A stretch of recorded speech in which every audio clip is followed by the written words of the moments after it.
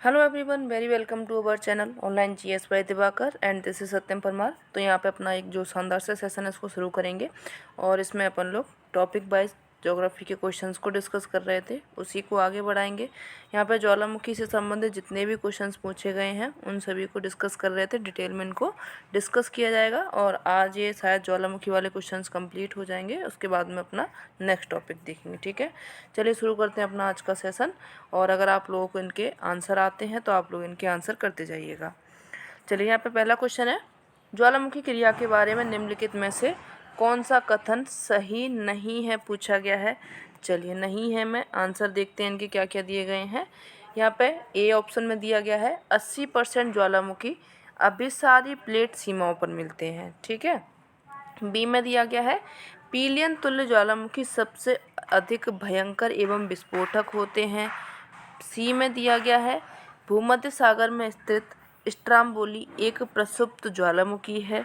D में दिया गया है कि जब ज्वालामुखी मृतप्राय हो जाता है तो ज्वालामुखी पाइप के जमने के बाद लावा प्लग का निर्माण होता है।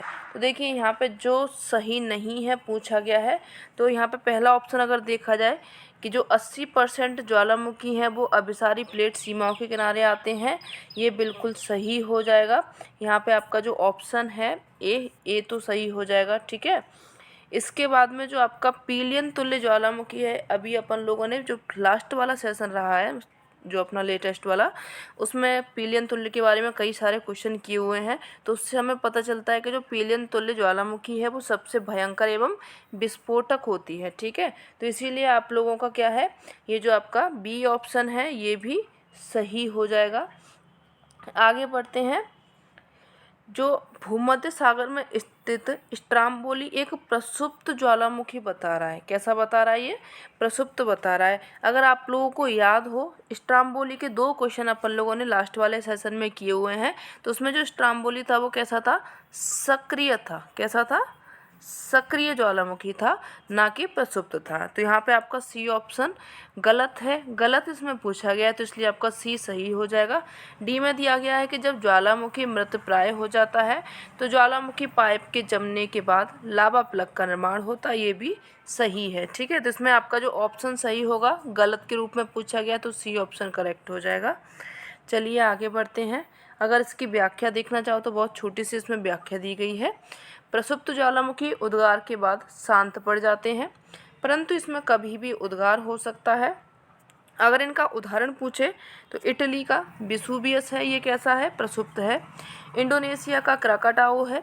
जापान का फ्यूजियामा है। और जो स्ट्राम्बोली है ये कैसा है? सक्रिय ज्वालामुखी है। आप लोग कमेंट कीजिए कि जो इंडिया है, इंडिया का एकमात्र सक्रिय ज्वालामुखी कौन सा है, ये आप हमें कमेंट में लिख के बताएंगे। ठीक है। और जो लोग आंसर करते हैं, अभी कल भी आप लोगों ने आंसर किए थे, बहुत अच्छा लगा था, आप ऐसे ही आंसर किया कीजिए। चलिए नेक्स्ट देखिए। यहाँ पे निम्नलिखित ज्वालामुखियों में से कौन भूमध्य सागर के प्रकाश स्तंभ के रूप में जाना जाता है? प्रकाश स्तंभ के रूप में कौन सा जाना जाता है? एटना जाना जाता है, विसुवियस जाना जाता है, एलोगन जाना जाता है, या फिर आपका स्ट्राम्बोली जाना जाता है? बताइए कौन है जो कि प्रकाश स्तंभ के रूप में जाना जाता है? तो यहाँ पे आप लोगों का डी ऑप्शन सही हो जाएगा। ये कैसा है? एक सक्रिय ज्वालामुखी है स्ट्राम्बोली, जो कि प्रकाश स्तंभ के रूप में जाना जाता है। किसका प्रकाश स्तंभ? भूमध्य सागर का प्रकाश स्तंभ, इसके रूप में ये जाना जाता है। डी ऑप्शन करेक्ट कर लिया आप लोगों ने। चलिए इसकी व्याख्या देख लीजिए। ये देखिए यहाँ पे स्ट्राम्बोली तुल्य ज्वालामुखी प्रथम प्रकार की अपेक्षा कुछ अधिक तीव्रता से प्रकट होता है। इससे तरल लावा के अतिरिक्त कुछ विखंडित पदार्थ जैसे ज्वालामुखी धूल, झामक तथा ज्वालामुखी बम के भी उद्गार होते हैं। अधिक ऊंचाई पर जाकर पुनः ज्वालामुखी क्रेटर में गिर पड़ते हैं। इस प्रकार का उद्गार भूमध्य सागर में प्रकाश उत्पन्न करता है। इसी कारण इसको प्रकाश का स्तंभ कहते हैं। जब ये ज्वालामुखी बाहर निकलता है, ऊपर निकलता है, तो उसमें आग, लावा वगैरह जो होता है, तो वो क्या होता है? उससे लाइट जैसा दिखाई देता है, इसीलिए इसको क्या बोला जाता है? प्रकाश स्तंभ। स्तंभ यानी कि खंबा होता है, तो वो जो लावा है ऊपर निकलता है तो वो खंबे के रूप में दिखाई देता है। आगे बढ़िए। नेक्स्ट देखिए यहाँ पे निम्नलिखित में से कौन ज्वालामुखी क्रिया द्वारा निर्मित बाह्य स्थलाकृति है?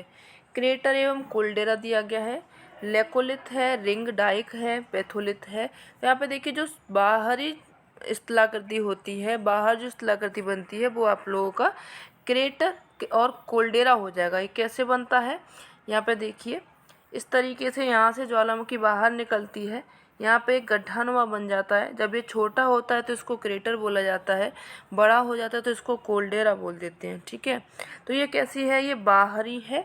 और बात करें लेकोलिथ, बैथोलिथ, डाइक की, ये सभी आंतरिक स्थलाकृतियाँ हैं। इन स्थलाकृतियों से संबंध भी अपन लोगों ने क्वेश्चन बहुत सारे किए हुए हैं, अगर आप लोगों ने पिछले वाले सेशन देखे होंगे तो। ठीक है, चलिए आगे बढ़िए। ये देखिए यहाँ पे इसकी व्याख्या दी गई है। ज्वालामुखी के शीर्ष पर स्थित कीप के आकार के गर्त को क्रेटर कहा जाता है। ये कैसा बनता है, एक कीप के आकार का, कोन के आकार का बन जाता है। ठीक है, कॉल्डेरा क्रेटर का ही विस्तृत रूप होता है। क्रेटर का कॉल्डेरा के रूप में विस्तार या तो क्रेटर के धंसने से होता है या फिर ज्वालामुखी के विस्फोटक उद्भेदन से होता है। क्रेटर एवं कॉल्डेरा में जब जल भर जाता है तो ये झील बन जाता है, तो अब इसको क्रेटर झील या फिर कॉल्डेरा झील बोल दिया जाता है। ठीक है, चलिए आगे बढ़िए। यहाँ पे ज्वालामुखी दी गई हैं और उनकी अवस्थिति दी गई हैं, तो इनको लगा लीजिए आप लोग, 1 मिनट, सभी ऑप्शन दिख जाएंगे। लाकी है, अनसेन है, तंबोरा एवं नेवादो डेल रूज है। Colombia, Indonesia, Japan, Iceland. कौन सी ज्वालामुखी कहाँ पे आई है, इसका नाम अपन लोगों को लगाना है।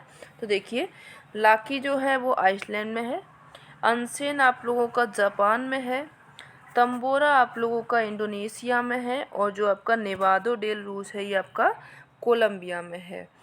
DCBA यानी कि आप लोगों का ए ऑप्शन करेक्ट हो रहा है। ठीक है, चलिए आगे बढ़िए।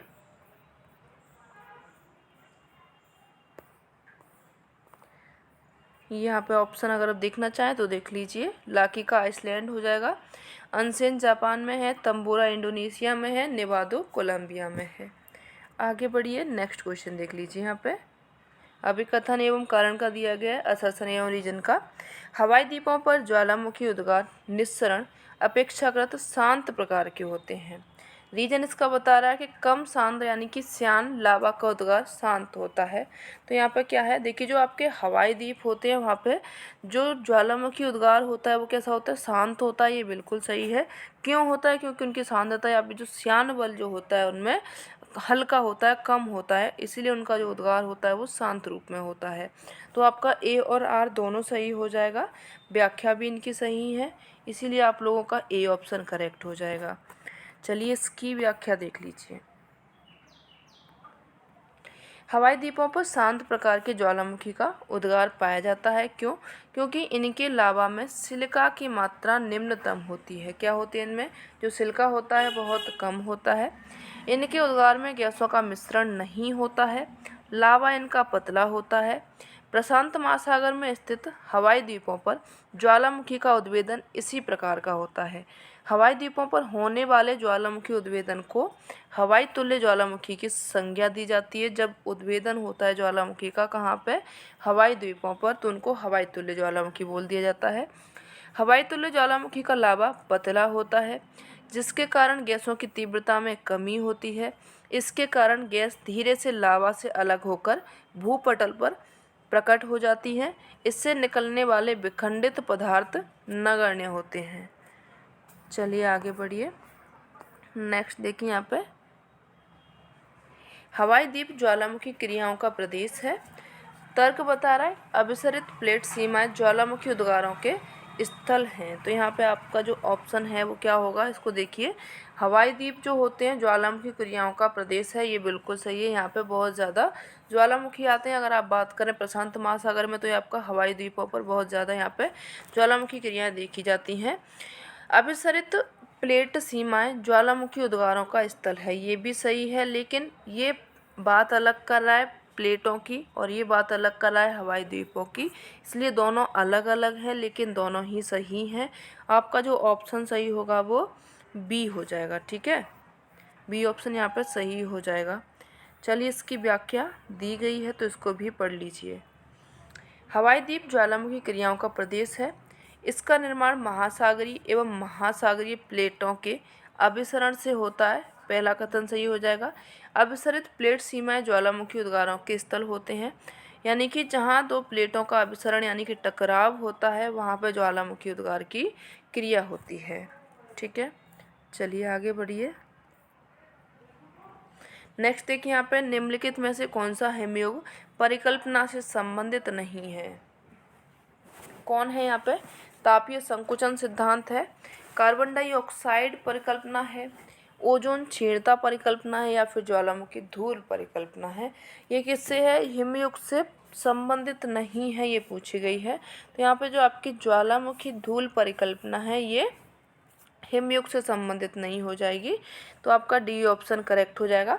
बाकी का ये तापीय संकुचन सिद्धांत, कार्बन डाइऑक्साइड परिकल्पना, ओजोन क्षीणता परिकल्पना, ये तीनों परिकल्पना आपकी हिमयुग से संबंधित है। ठीक है, डी ऑप्शन आप लोग करेक्ट कर लेना। आंसर अगर आता है तो आप लोग आंसर भी करती जाइएगा।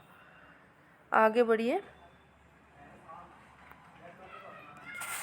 अभिकथन यहाँ पे ए दिया गया है, ज्वालामुखी गतिविधियों और पट्टिका प्लेट के किनारे के बीच घनिष्ठ संबंध है। रीजन इसका बता रहा है कि विश्व के अधिकांश ज्वालामुखी अभिसारी पट्टिका उपांत से संबंधित हैं। तो यहाँ पे बताइए आंसर कौन सा करेक्ट होगा। तो देखिए जो ज्वालामुखी गतिविधियाँ होती हैं और जो प्लेट होती हैं इनके किनारों के बीच में घनिष्ठ संबंध होता है। बिल्कुल, ज्वालामुखी गतिविधियाँ तभी होती हैं या तो जब प्लेटें एक दूसरे के पास आएंगी या एक दूसरे से दूर जाएंगी, टकराएंगी, तो यानी कि उनका सबसे ज़्यादा घनिष्ठ संबंध किससे है? प्लेटों से है। रीजन बता रहा है कि विश्व के अधिकांश ज्वालामुखी अभिसारी पट्टिका उपांत से संबंधित है। ये भी सही है कि जो ज्वालामुखी ज़्यादातर आते हैं वो अभिसारी प्लेट होती हैं उनसे टकराते हैं, उसके बाद में ज्वालामुखी आते हैं। तो आपका क्या हो जाएगा? आर भी सही हो जाएगा, रीजन भी सही हो जाएगा, अससन भी सही है। तो यहाँ पे आपका जो ए ऑप्शन है वो करेक्ट हो जाएगा। चलिए इसकी भी व्याख्या देख लीजिए। वैसे तो ये पढ़ रखा है यहाँ पे अपन लोगों ने, ज्वालामुखी गतिविधियाँ और पट्टिका यानी कि जो प्लेट होती हैं इनके किनारे के बीच में घनिष्ठ संबंध होता है, क्योंकि विश्व के अधिकांश ज्वालामुखी अभिसारी पट्टिका उपांत से संबंधित होते हैं। अभिसारी प्लेट सीमांत पर खाइयाँ होती हैं जिनसे होकर अभिसारी प्लेट का पिघला हुआ पदार्थ पुनः बाहर निकलकर ज्वालामुखी श्रृंखलाओं एवं द्वीपीय चाप का रूप धारण कर लेता है। आगे बढ़िए। नेक्स्ट देखिए यहाँ पे स्ट्रेटी ज्वालामुखी नारकोंडम किस देश में स्थित है? भारत में है, श्रीलंका में है, मालदीव में है, इंडोनेशिया में है, या फिर आपका मलेशिया में है। तो ये जो स्ट्रेटी ज्वालामुखी नारकोंडम है, बताइए आप कहाँ पे है? ये वाला आंसर तो आप सभी लोगों को पता होगा, आपके अपने भारत में है। ए ऑप्शन करेक्ट हो जाएगा। चलिए इसकी व्याख्या देखिए। भारत में प्रथम ज्वालामुखी क्रिया जो हुई थी धारवाड़ युग में हुई थी, उसके बाद में कुड़प्पा में हुई, विंध्यन में हुई, पैलियोजोइक में हुई, कार्बोनिफेरस में, इसके बाद में मेसोजोइक के अंत में, टर्सरी के प्रारंभ में हुई।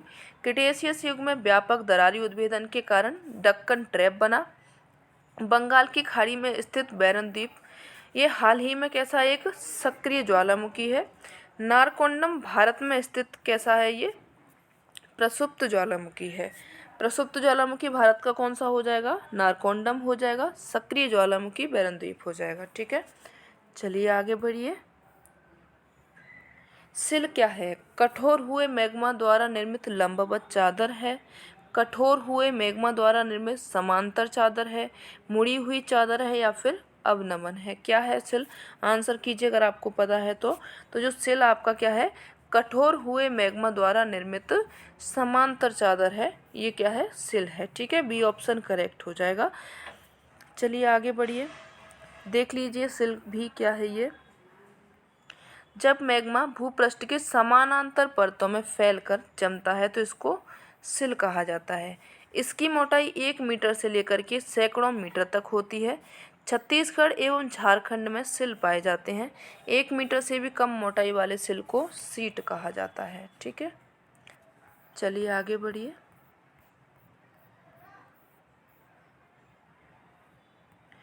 जब ज्वालामुखी मुख का विस्तार अत्यधिक हो जाता है तो उसको कहते हैं क्या? ज्वालामुखी शंकु, कॉल्डेरा, ज्वालामुखी क्रेटर, या फिर इनमें से कोई नहीं। तो जो शंकु है, जो ज्वालामुखी का मुख है, थोड़ा बड़ा हो जाता है तो उसको पहले कोल्डेरा कहा जाता है। ठीक है, क्या कहा जाता है उसको? कोल्डेरा कहा जाता है। क्रेटर, क्रेटर के बाद में क्या बनता है अपना? कोल्डेरा बनता है। तो बी ऑप्शन आप लोगों का करेक्ट हो जाएगा। अभी अपन लोगों ने क्रेटर और कोल्डेरा के बारे में पढ़ चुके हैं, तो इसको छोड़ेंगे, आगे बढ़ेंगे। ज्वालामुखी उद्गार के समय मोरदार पर्वतों की अपनति एंटीक्लाइन एवं अवनति सिंक्लाइन में लावा का जमाव हो जाता है।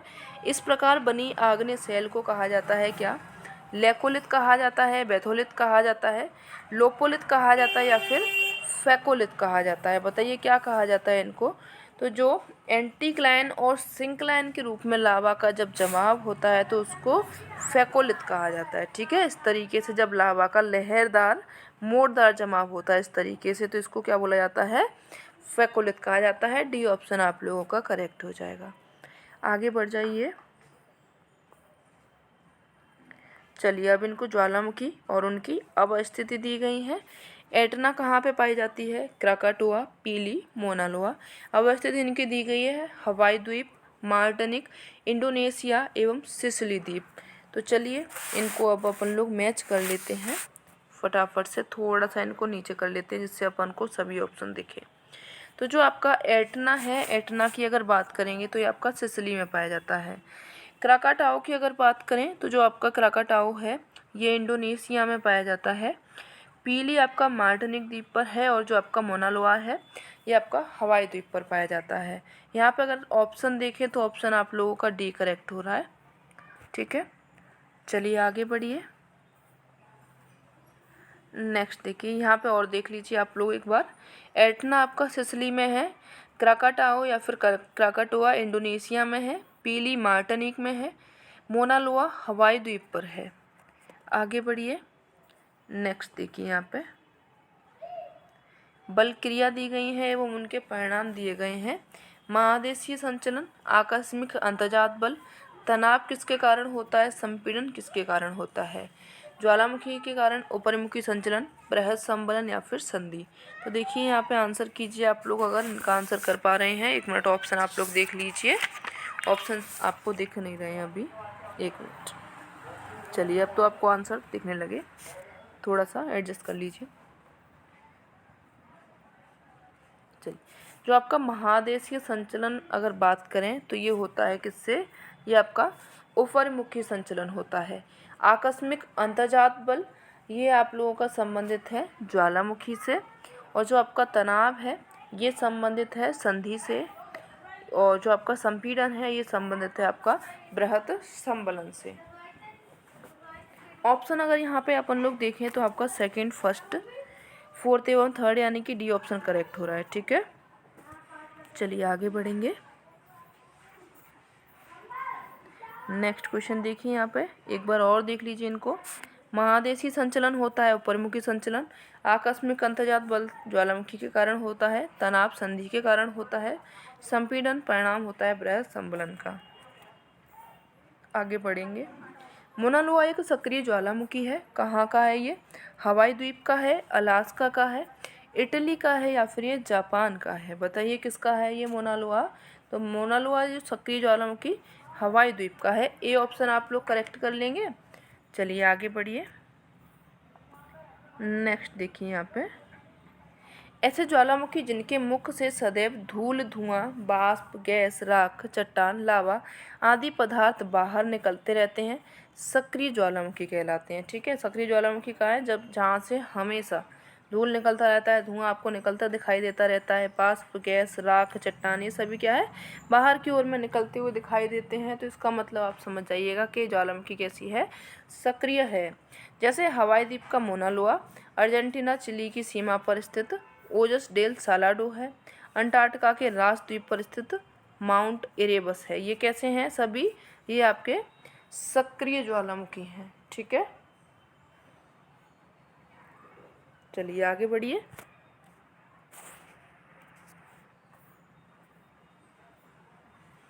निम्नलिखित युग्मों में से कौन सा युग्म सही से सुमेलित नहीं है? विसुवियस को ये लोग इटली का बता रहे हैं, इरेबस को अलास्का का, कोटापेक्सी को इक्वाडोर का, मोना लोआ को हवाई द्वीप का बता रहे हैं। तो यहाँ पे एक तो गलत है, वो कौन सा गलत है फटाफट से आंसर कीजिए। तो अभी अगर आप लोग देखोगे इरेबस कहाँ पे है? ये आपका अंटार्कटिका में है, जबकि ये कहाँ पे बता रहा है? अलास्का में बता रहा है। तो ठीक है, ये गलत हो गया। गलत है तो यही अपन लोगों का आंसर सही है, बी ऑप्शन करेक्ट हो जाएगा। आगे बढ़िए। चलिए, ये तो अपन लोगों ने पढ़ ही लिया है, आगे बढ़ते हैं। हवाई में मोना लोआ किस लिए प्रसिद्ध है? बोटेनिकल गार्डन के लिए, 1950 से समुद्र तल में वृद्धि की मॉनिटरिंग के लिए, वर्षा की मॉनिटरिंग के लिए, या फिर 1957 से वायुमंडलीय कार्बन डाइऑक्साइड की निरंतर मॉनिटरिंग के लिए। तो जो मोना लोआ है किसके लिए प्रसिद्ध है? अगर आप लोग को आंसर पता है तो फटाफट से कीजिए। देखिए, अगर इसका आंसर जो सही है वो डी हो जाएगा। 1957 में जो वायुमंडलीय कार्बन डाइऑक्साइड की निरंतर मॉनिटरिंग के लिए मौना लोहा प्रसिद्ध है। ठीक है, डी ऑप्शन आप लोगों का करेक्ट हो जाएगा। तो ये हो गया आप लोगों का आज का सेशन। और जो आपका कल टॉपिक है ये आपका भूकंप की उत्पत्ति एवं उनके विवरण, इन क्वेश्चंस को डिस्कस करेंगे। और देखिए, हम आज में या फिर कल में जो 2021, 22, 23 के जो भी पेपर्स हुए हैं यूजीसी नेट के, उनको डिस्कस करेंगे। वो आपको मिलेगा स्टडी पीवाईक्यू पर। ठीक है, स्टडी पीवाईक्यू जो आपका चैनल है उस पर आप लोगों को इसको कंप्लीट वीडियो मिलेगी। इसी तरीके से आपको मिलेगी जो आपका व्याख्या सहित है, ऐसे ही क्वेश्चंस कराए जाएंगे, तो आप उस पर जा कर के देखिए। ठीक है, मिलते हैं नेक्स्ट सेशन में, तब तक के लिए धन्यवाद। और ये सेशन कैसा लगा ज़रूर बताइएगा, अच्छा लगा हो तो इसको लाइक एंड शेयर कीजिएगा। धन्यवाद।